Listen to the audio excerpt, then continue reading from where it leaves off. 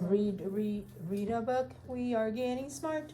Here's a picture. Take a look. Here are words. Let's start. The name of the story is The Story of Thanksgiving. The author is Nancy J. Scarmies. The picture is illustrated by Stacy Venturi Pickett. So the author's job is to write the words, and the illustrator's job is to do what? Draw the pictures. If you didn't know that, or you forgot, it's been a while. Ms. Vang hasn't reviewed the concepts of print with you guys. So this is the front of the book. This is the back of the book. Oh, it even has a message to the parents too. It tells you a little bit about what the story is going to be about. Let's read that.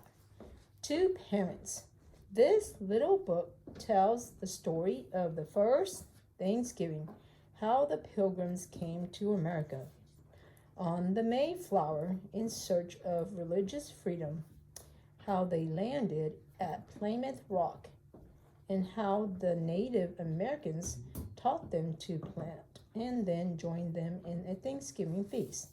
Parents, can you use the simple text and bright illustrations of this book to introduce a very young child to this holiday and to the history behind Thanksgiving? So that is what we are going to learn today, the history behind Thanksgiving. So these are the Pilgrims. They're just Europeans. They are, we call them Caucasian people, and they speak English like we do now today. And the Native Americans are the Indians. Okay, so the proper way to say Indians, we call them Native Americans because they were the original people that lived here in America. Okay? So that's the title page, The Story of Thanksgiving, and the authors again. So this is the Mayflower. That's the boat that they came from Europe all the way to America, which they landed on the east side of the United States of America.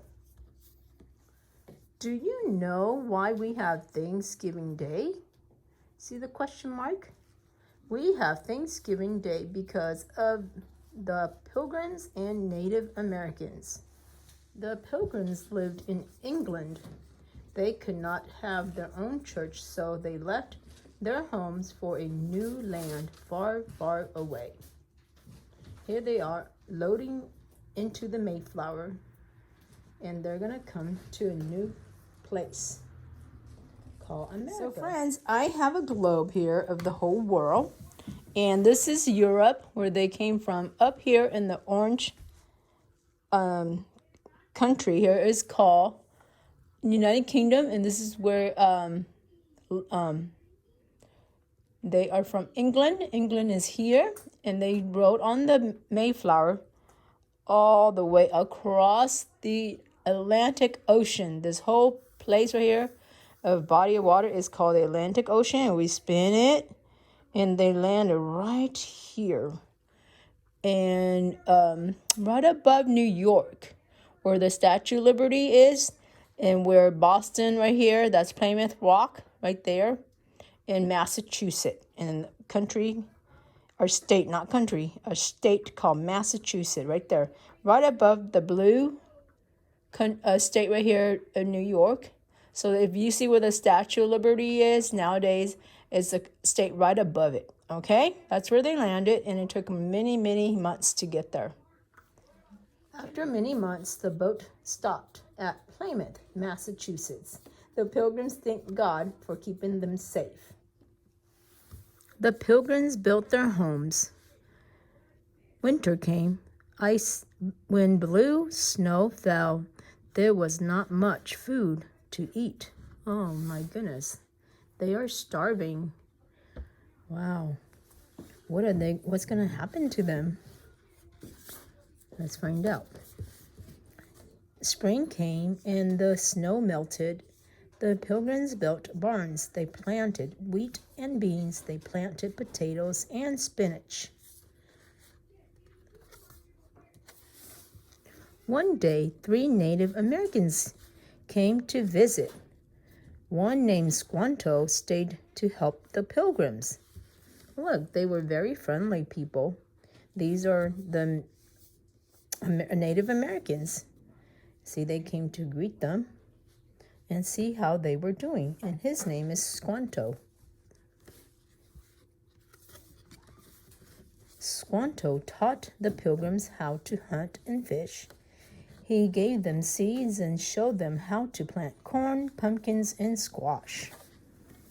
See? So he dug a hole in the ground, he put the seeds in there, and he told them, cut half of the fish and put it next to the seeds so they would help the plants and the pumpkins and the squash to grow. So that's how the pilgrims got a lot of food for the winter.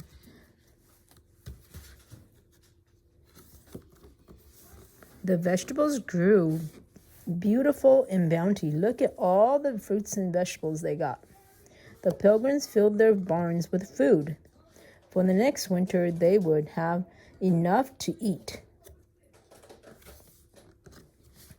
The pilgrims invited their Native Americans friends to come to a great feast. For the 3 days, they ate turkey, fish, corn, beans, pumpkins, and squash. Wow, they had a feast for 3 days? That is a wonderful feast. Isn't that great?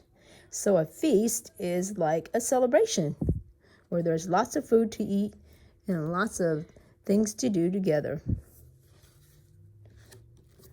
So on Thanksgiving, we eat turkey, corn, and pumpkins, just like the Native Americans and pilgrims like.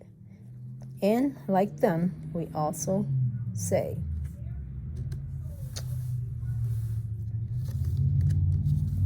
thank you, God, for our families, our food, and our homes. So this is what we typically do in America now. This is holiday for the winter time that we celebrate Thanksgiving Day. So some of your families might sit around the table like this. Some of us, we like to put out all the food and then we make a line, like a buffet line.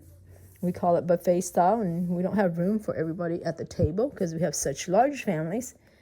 And so we just go sit wherever we please, and just the grown-ups sit at the table, okay? So I hope you, now you know about why we have Thanksgiving now.